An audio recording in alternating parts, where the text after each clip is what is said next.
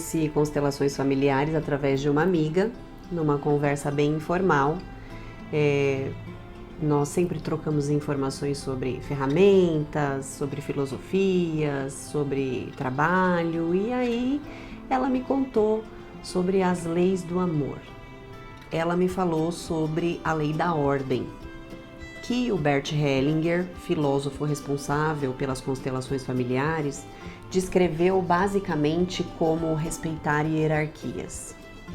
Aquilo tocou em mim profundamente.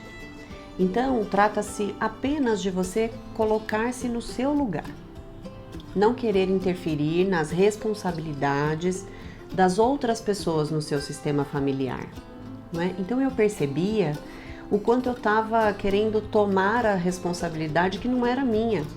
Isso perturba o sistema. Na medida que eu fui me colocando no meu lugar, imediatamente todo o meu sistema entra em equilíbrio, cada qual com a sua força, com a força correspondente a ele, não é? E eu posso ficar tranquila também e equilibrada em relação a isso.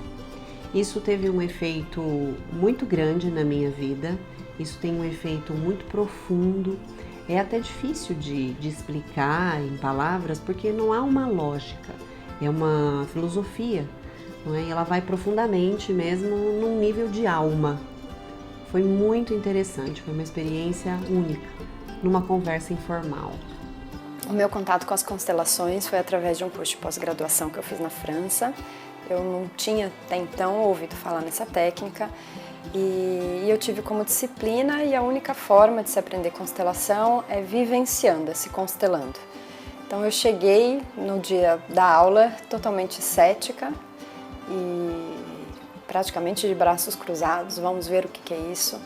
E de repente você é tomada pelo campo, é tomado pelo sistema, não passa pelo mental.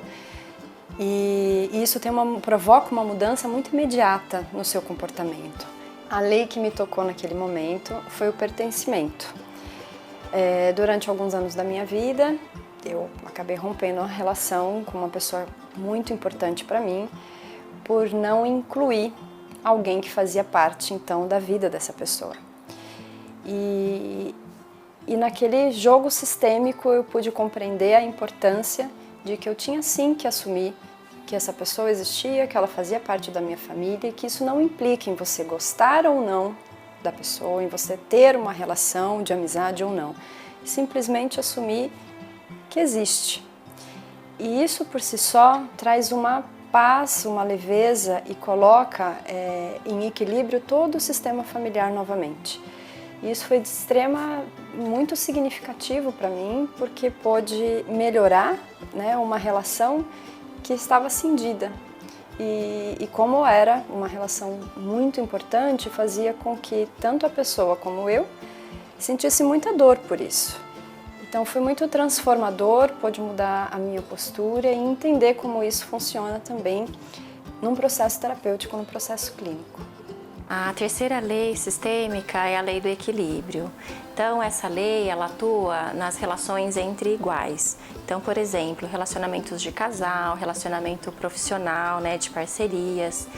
E ela nos mostra que para que uma relação flua, né, de uma forma harmoniosa, ela precisa estar em equilíbrio entre o dar e receber, né? Precisa existir equilíbrio nessa troca. Então, na minha prática clínica, por exemplo, eu recebo casais em que é nítido que existe amor, existe afeto entre eles, mas muitas vezes essa relação ela está em desequilíbrio, né? Às vezes uma das pessoas, né, a esposa ou o marido, se doa muito mais para a relação do que o parceiro, né? E essa tentativa de resgate, na verdade, ela é em vão. Então a gente precisa olhar, né, o que é que atua nessa relação, qual é o movimento que eu preciso fazer, né, que talvez possa ser recuar nessa relação, aprender a dar menos, né? Isso é uma quebra de paradigma.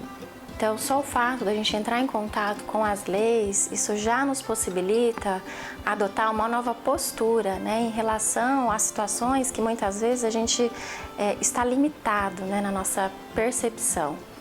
Então, o que eu sinto é que, como psicóloga, né, os processos terapêuticos, eles acabam sendo muito profundos, né, mas muito mais eficazes e rápidos, né? Isso é muito gratificante, né? Muda tudo, muda a nossa relação com o nosso paciente, né? Muda a nossa postura em relação ao nosso trabalho. A minha atuação como psicóloga modificou a partir do meu conhecimento das leis da constelação familiar, quando eu tirei o enfoque do individual e passei a olhar o sistema no qual aquele indivíduo está inserido e as perturbações que esse sistema tem por conta de alguma interferência nas leis naturais.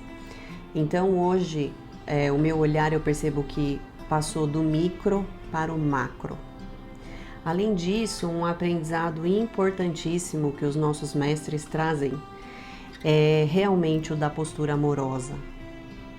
Tudo pode ser dito, tudo pode ser falado, a gente pode falar de feridas profundas, a gente pode ir lá na dor da pessoa, com muito amor, com muito respeito a essa dor. E essa é uma forma dessa dor também ser minimizada, ser olhada, ser incluída e ser tratada. Então é muito gratificante, realmente, eu tenho essa palavra para usar mesmo, a gente se sente profundamente agradecido por estar em contato com uma filosofia tão profunda como é a filosofia das constelações familiares. Uma coisa que eu me lembrei agora, né, após o que você disse, uma paciente que eu atendi um tempo atrás, ela trouxe numa sessão uma situação em que ela sofreu na infância 2 abusos. E o que era para ter sido uma sessão pesada, ela foi uma sessão muito leve, né? E ao final da sessão, o que ela devolveu é que ela não sentiu um olhar de pena, né? E o que eu disse para ela é que não tem como ter pena. O que eu senti por ela foi admiração, né? Então, o que a constelação, grande presente que ela nos dá, é olhar para a nossa postura, né? Como é que a gente olha para o destino que é do outro, né? Com o respeito que ele merece. Dani, isso ilustra perfeitamente o que é a abordagem sistêmica, né? O diferencial dessa abordagem é o terapeuta ter essa postura de acolhimento e entender que ele faz parte do sistema terapêutico desse cliente. Então, nós não temos uma postura em que o que acontece nesse setting não me pertence, eu preciso me distanciar. Não, fazemos parte dele, né? E você pode dizer isso claramente para o paciente quando você fala qual foi o sentimento que você teve. E automaticamente, né, a pessoa sente esse acolhimento e esse entendimento. Então, penso eu que essa é a grande contribuição da abordagem sistêmica e no que ela se diferencia das demais.